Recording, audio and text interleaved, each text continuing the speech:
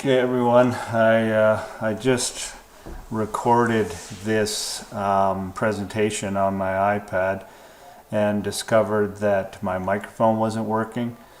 So I'm attempting a voice narration now, so it's going to be less than ideal. It's not going to be, working along with the audio as I unrolled the presentation. So it's going to be less than ideal, but it is what it is. So I just wanted to let you know the way that's going to work for this presentation. So we're talking about inductors and capacitors in AC circuits. And this is where we have both inductive voltage and capacitive voltage in series, or both inductive current and capacitive current in parallel. And in power systems, we are generally counteracting inductive current in a plant or a circuit, and we need to introduce capacitive current in order to balance it. So we know that we have inductor values that are 180 degrees out of phase with capacitor, and so this is something called power factor correction, and that's kind of really why we look at this all in power systems. Is because of this relationship. So if we take an example of a parallel circuit, which would be our usual model for modeling a power system, parallel connections we know give us independent load operations, so we would be looking at that as our usual model for power systems. That's the way our buildings and our homes are connected. So if we look at an RLC parallel example here, that means we're going to have an IR value indicating the resistive current, an IL value indicating the inductive current, and an IC value indicating the capacitive current. When it comes to the resistive current, that's all the real work producing power from a resistive load where voltage and current are in phase. That's our real power value. So if we look at plotting the currents to prove Kirchhoff's current law here, we would have an IR value at 0 degrees, our real value. Then we'd be plotting our IL and our IC. Now remember, IL lags the applied voltage, so we would show it as a minus J component, or at minus 90 degrees in our current triangle. So you see IL at minus 90 degrees here. If we look at IC, it's a leading current. It leads our applied voltage. So we would show IC as a plus 90 degrees, supported by our ICE relationship, and indicating a current that leads the applied voltage. Now remember, our applied voltage is in phase with IR because our voltage and current is always in phase for a resistive component. And our voltages would all be in phase when we have parallel, right? So the voltage of the resistor peaks and valleys at the same time as the inductor and the capacitor. It's the currents that are displaced because of reactance.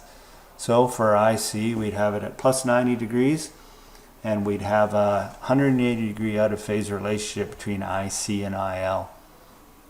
If those two values were exactly equal, that would mean our net reactive current was 0. And if we have a net reactive current of 0, that means we only have an IR value left in the circuit. And that means our voltage and current will be in phase, and we will have a 0 degree phase angle. So that's what we're saying here, is if we had IC equal to IL, that would be as a result of XC equaling XL.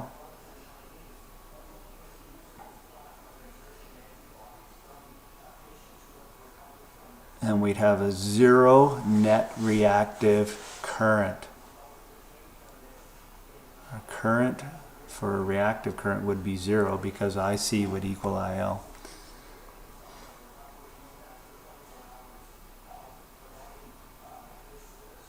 That would mean that our I total value would have to equal our IR value. No reactive current. And therefore our circuit phase angle, theta, would be 0 degrees.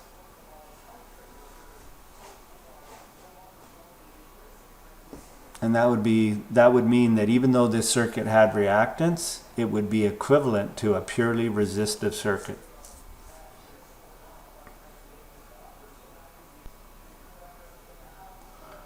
So let's look at our models of an inductor and a capacitor. And in this slide, what we're doing is we're looking at the steady state equivalence of both a capacitor and an inductor. And steady state is referring to DC. So when it comes to a DC circuit, what does an inductor represent? Well, we know because there is a steady magnetic field created by the DC current through an inductor or a coil, that there's no counter EMF created by a steady magnetic field.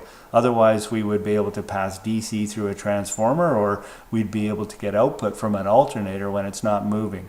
The magnetic field has to be changing. So with a steady state current, or an unchanging current, there's going to be no reactance or no counter EMF created by a coil. And therefore you're left only with its resistance, and its resistance is near zero. Even for a practical inductor, its resistance is near zero, and so we refer to the steady state equivalent of an inductor as a short circuit. So 0 ohms of resistance and short circuit.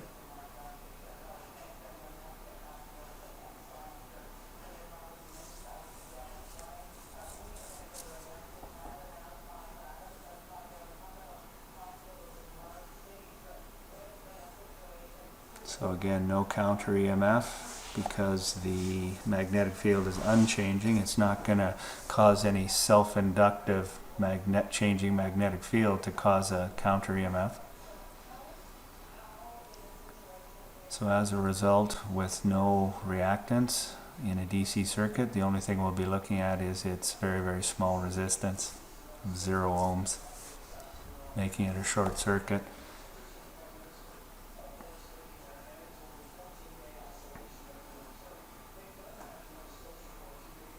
So we're talking about a short.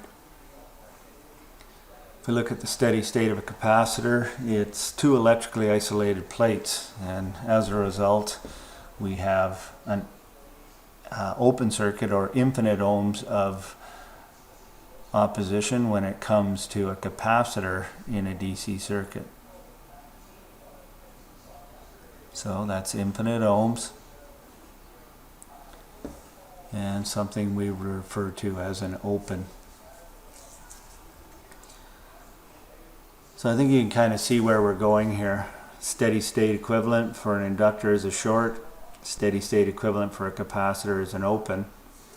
Now we look at the absolute opposite end of the scale when we look at infinite hertz or infinite rate of change. If we look at the XL equation or relationship, that means our omega or 2 pi f value would be infinity. And so if we did that calculation, we can clearly see the result would be infinite ohms of opposition in that circuit, and that's equal to an open circuit. So you can see how an inductor would transition from DC short circuit to infinite ohms or an open at infinite hertz. If we look at a capacitor, it's the opposite. With omega at infinity or infinite rate of change, a capacitor is going to be 0 ohms of opposition, and it'll give you a short circuit. So that means an inductor transitions from short to an open, from DC to infinite, and a capacitor transitions from open to short when it comes to DC to infinite hertz.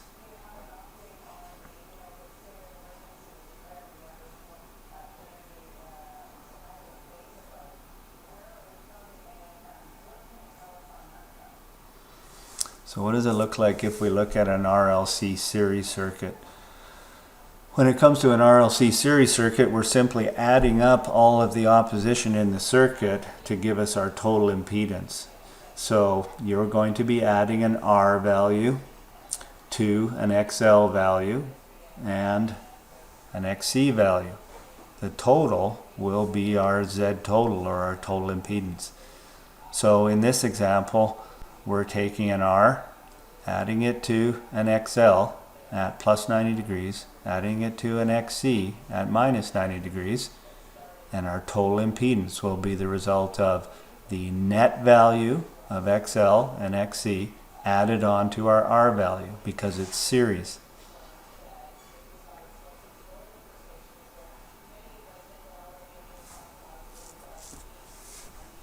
If we read the statement shown there, the net reactive voltage is determined by values of VC and VL in a voltage triangle. So we know to create a voltage triangle, all we have to do is multiply all of these opposition values of R, of XL, and XC by I total. Because in series, our total current is the same throughout. So that means that IR equals IC equals IL equals I total. So multiplying each one of those values by I total is going to give us a voltage triangle. So if we look at a voltage triangle, VR would be I total times R, VL, I total times XL, VC, I total times XC. We have a voltage relationship for VL and VC that are 180 degrees out of phase.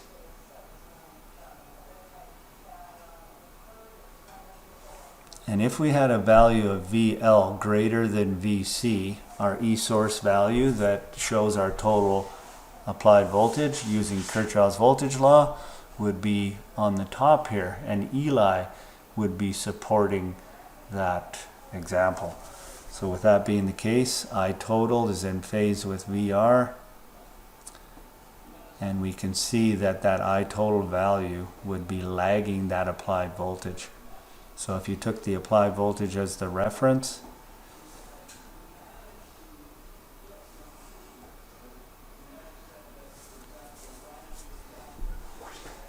you can see we have a lagging angle for our current there with respect to the voltage, and Eli supports that.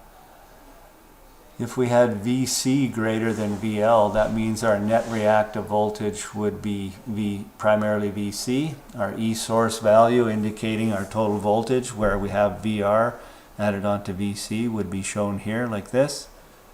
And if we use voltage as the reference again, we would have a leading current now, which is supported by the ICE relationship. So we know ICE is telling us that our current is leading our applied voltage, and that's what we see in that voltage triangle. So if we just read this statement, the net reactive voltage is determined by the values of VC and VL. They are 180 degrees out of phase and therefore oppose one another. The largest voltage determines whether the net voltage is inductive or capacitive, and in turn determines whether the phase angle is leading or lagging.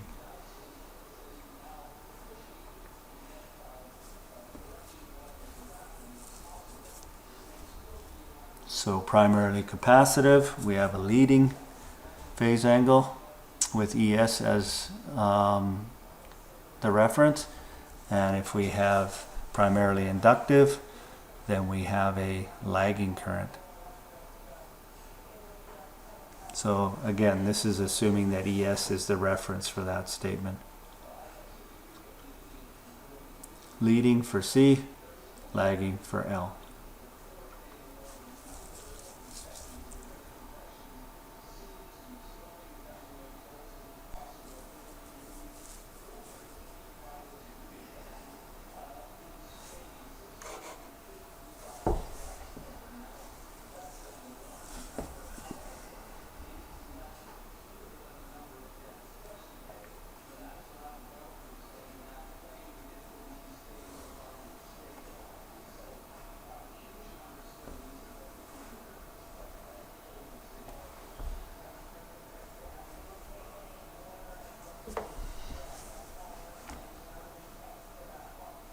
So what does it mean when we look at parallel?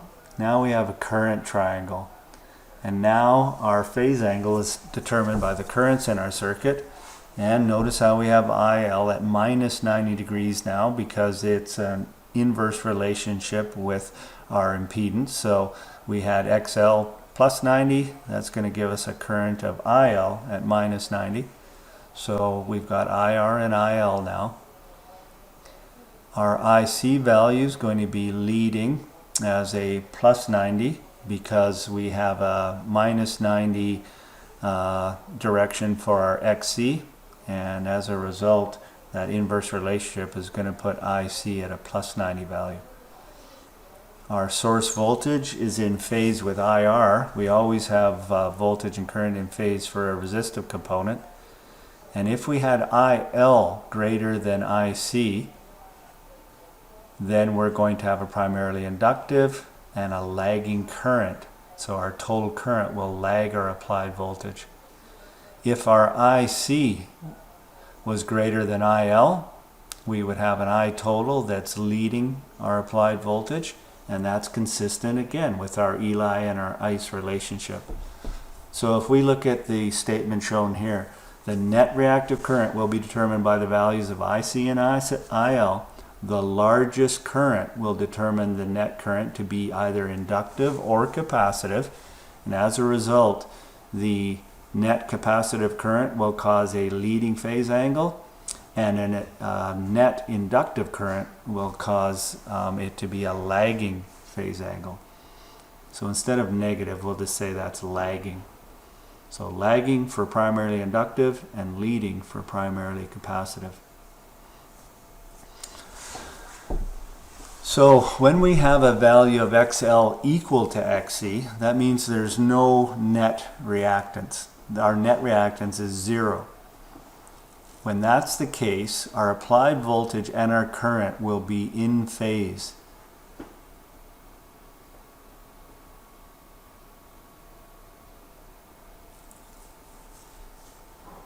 So if we have voltage and current in phase, that means that all of our power is real. All the power in the circuit can be directly translated to watts, horsepower, and BTU. When it comes to the values of current, that means that IL will equal IC. And if we were to be looking at a series example, that means VL would equal VC. There'd be no net reactive voltage in series and no net reactive current for a parallel example. So for a power system circuit, our resonant frequency, where XL equals XC, would be at 60 Hertz.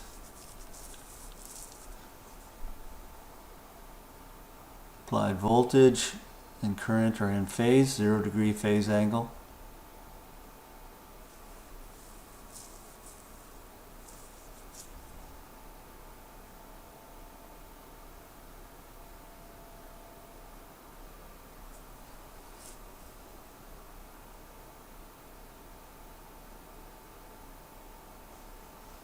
The phase angle is again 0. And this is called the resonant frequency.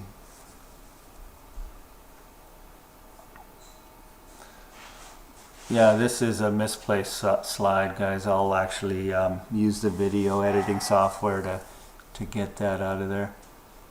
That was a mistake to have that in there. So if we're talking about a series RLC, we know that if it's resonant, that our VL will equal our VC, and you'll be left only with a value of opposition corresponding to R, because our reactance values will cancel each other out. In series, of course, our currents are all in phase.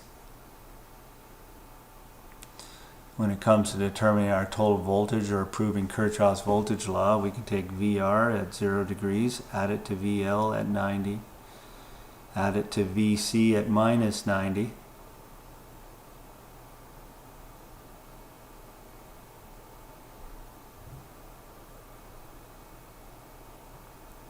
And altogether, that will prove a value of E source when added all together using, that'll be Kirchhoff's voltage law.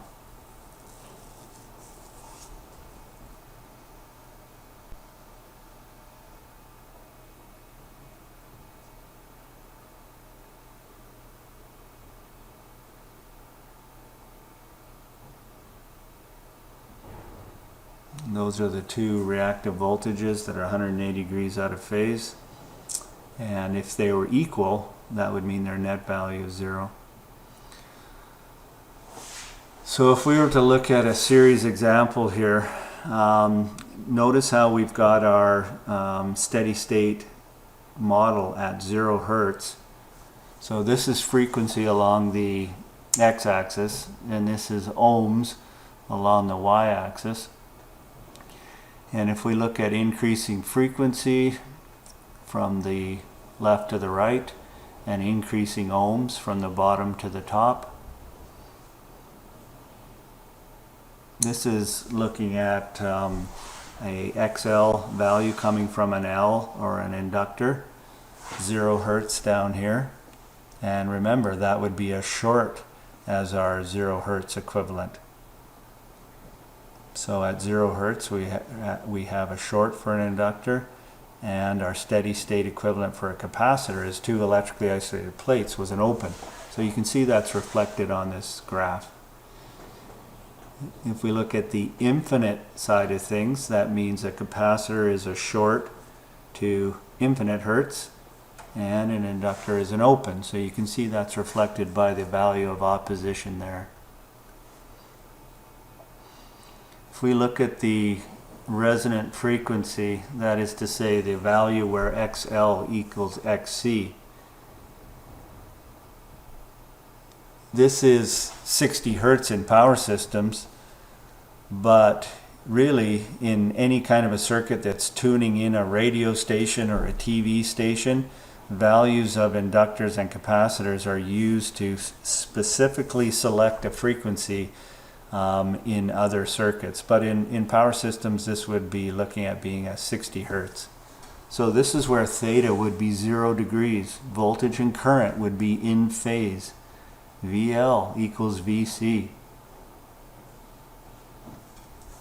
E source equals VR, because there's no reactive voltage.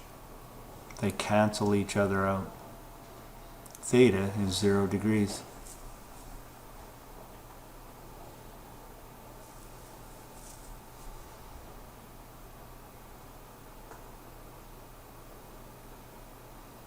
When you have a frequency that's above or below that resonant frequency, is going to change your phase angle,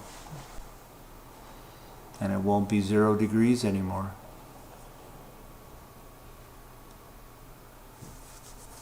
When we have XL equal to XC, this is something we're going to look at more when we start looking at power, but this is really what's behind power factor correction.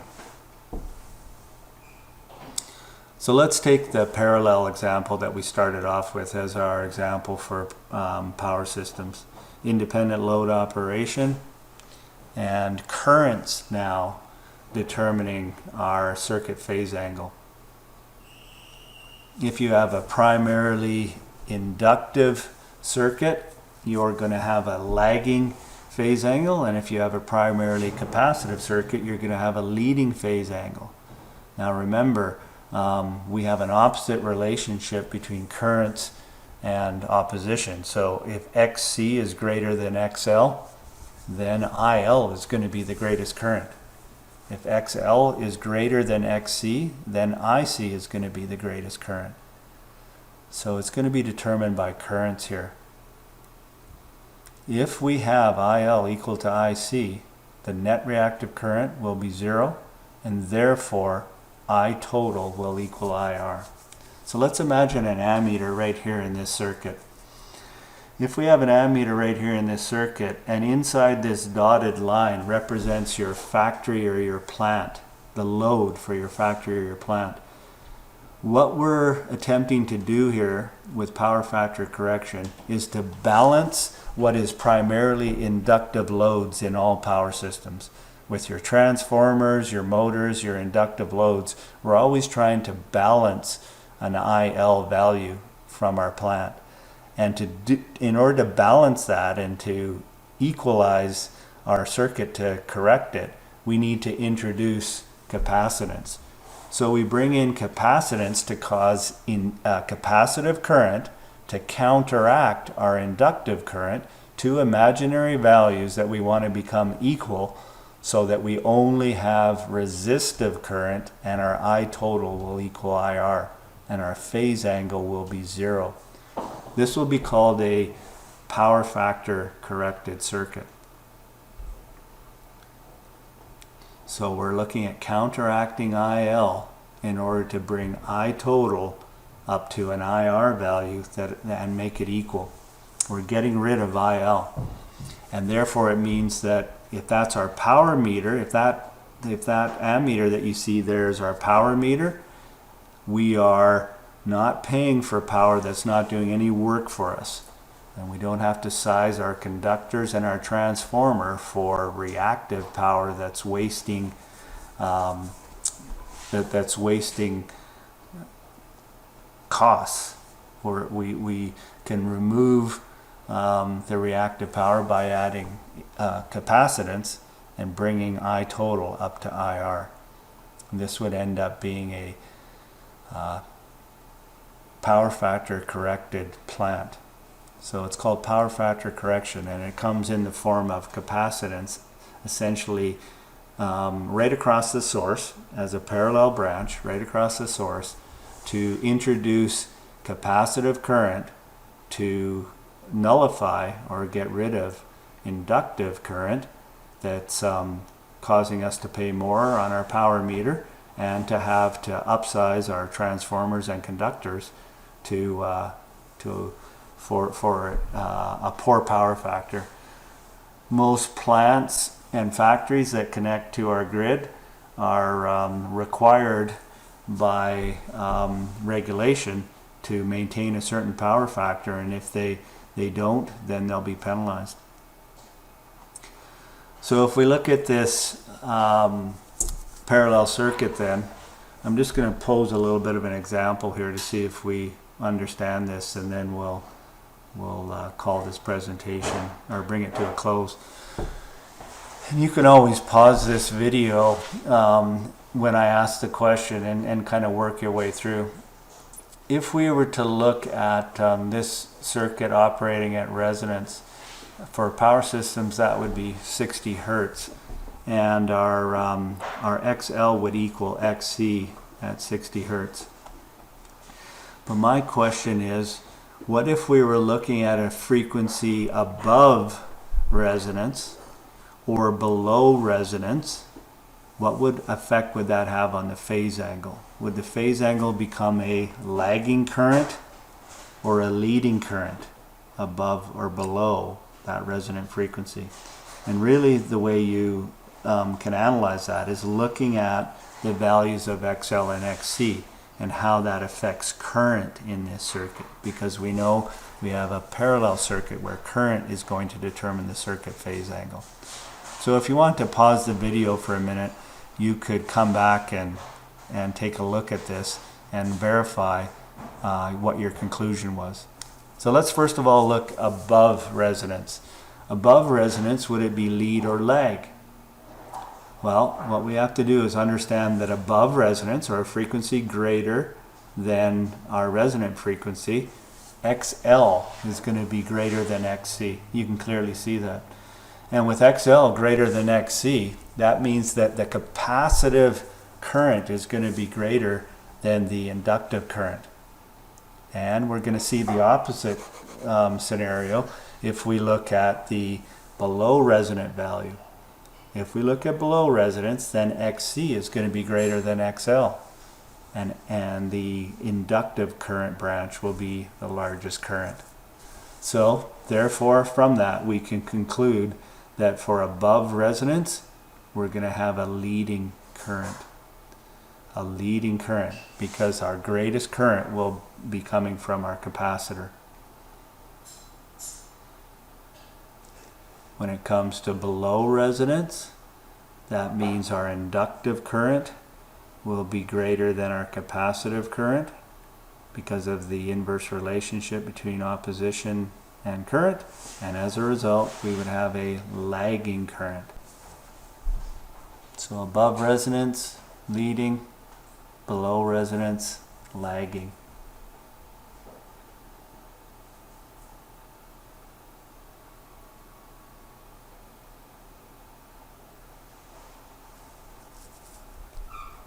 So you can see below resonance that IL will be the greater value, so that would make it a lag. If you're looking at above resonance, then IC is going to be the greater value.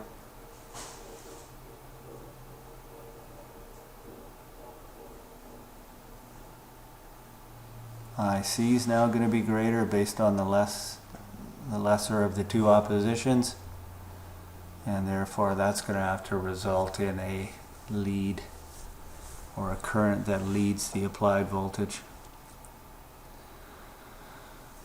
Okay, so that was the best I could do to kind of narrate over top what I already did, and but yeah, I did get the whiteboard today, and so what I'll be doing is more of a summary here later. So that's it for this one.